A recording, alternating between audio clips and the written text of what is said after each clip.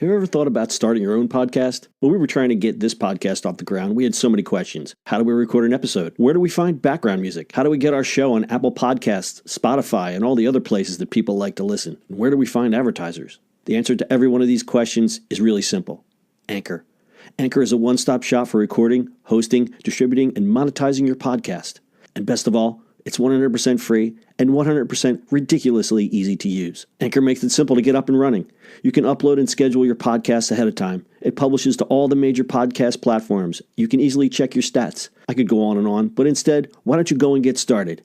Go to anchor.fm/start to join the e-commerce minute and a diverse community of podcasters already using Anchor. That's anchor.fm/start. We can't wait to hear your podcast.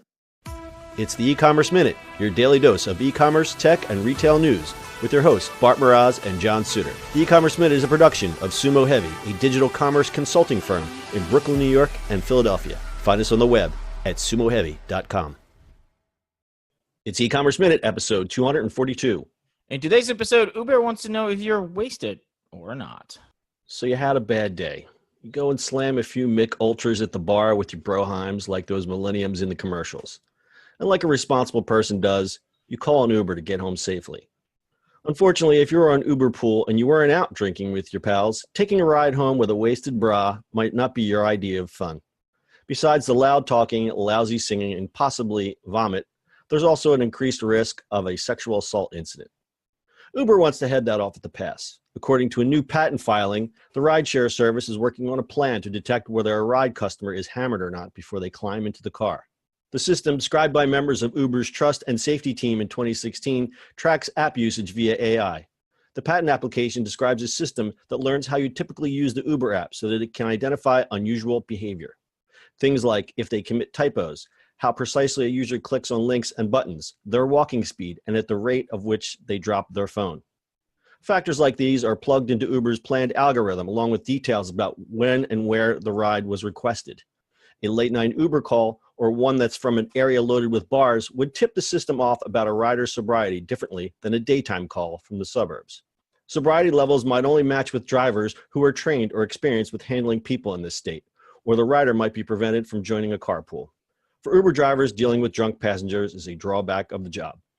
It would be cool if drivers got extra money for picking up drunk passengers. It's not a big deal, but it definitely gets old after the 25th time, Harry Campbell, author of the Rideshare Guy blog, told CNN Money.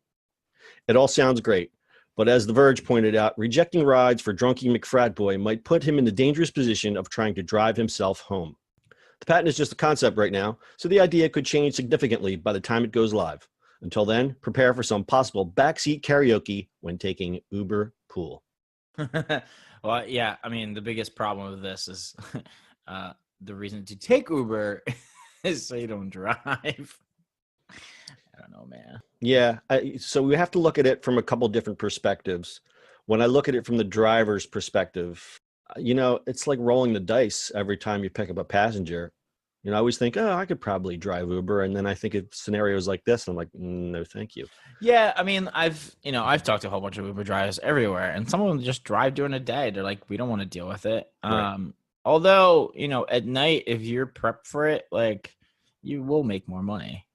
Yeah, so that's what they're saying is like there are drivers who prefer to work the night shift because they know how to handle this. Now you get, I talk to some Uber drivers. And I always talk to them, and they're like, I would never drive at night, or I would never drive down where the Shore bars are because that's where all the crazy people are, and it's just not worth it because they're obnoxious. They don't, they probably don't tip, and it's just a hassle. Yeah, I mean. I think here in New York, I think if you do throw up in your taxi, I think you have to pay more or something like that. Yeah, you have to pay a fine, don't you? Yeah, I think it's a fine. Cleanup fee, in quotes. Yeah. Because the problem is the taxi can no longer drive. He literally has to go back and clean it. So you're taking his stuff away. Right. His actual, right. You have to make up his lost income. Yeah, so there's a fine for it. So here's the thing. I understand what Uber is doing here is they're trying to make it more comfortable for people who are taking Uber Pool and have to deal with this crap. The problem is, and as Verge pointed out, is that drunky McFratboy, his ride gets rejected. What do you think he's going to do? He's going to go, okay, I'm going to jump in the car. or he's going to do something, maybe not as dangerous, but maybe obnoxious. Whatever. I mean, Drunk people are unpredictable. Yeah, I mean the fact that Newsflash.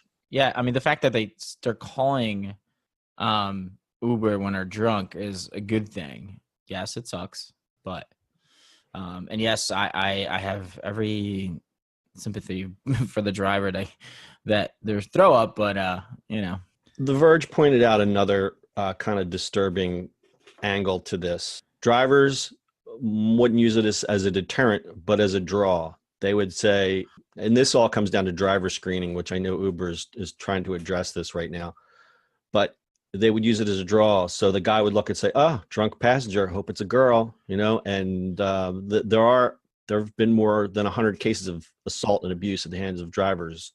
Yeah. And that's over the past 4 years. So this is a real thing. Now, who's to say that a cab driver wouldn't do that? But it's still, it's still a safety issue on both ends. Yeah, absolutely. To me, the whole the whole abuse and stuff like that's weird. I mean, you're as a driver, people are like, I just don't understand that. I'm too confused about it. Yeah, well, some people don't have the best intentions in life, Bart, and that's just the way it is. Yeah, I guess that's true. You never know who's behind that Uber. All right, sorry guys for a sad news story, but I've had Uber drivers pass out at lights. I've had Uber drivers who literally talk to me looking over the seat of their car as they're driving, like the whole ride. I haven't had that happen. It's just you roll the dice, the driver rolls the dice. That's kind of the tax you pay on having rideshare service.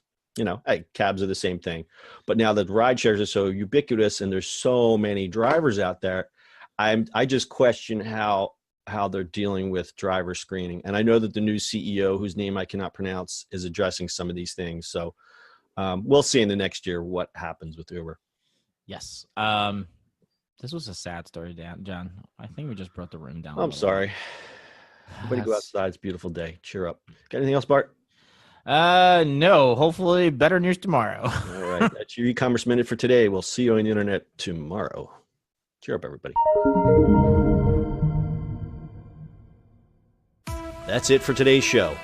If you like the show, do us a favor and subscribe or leave us a review on iTunes. And don't forget, you can now listen to the e-commerce minute on your Amazon device. Just add e-commerce minute to your flash briefing.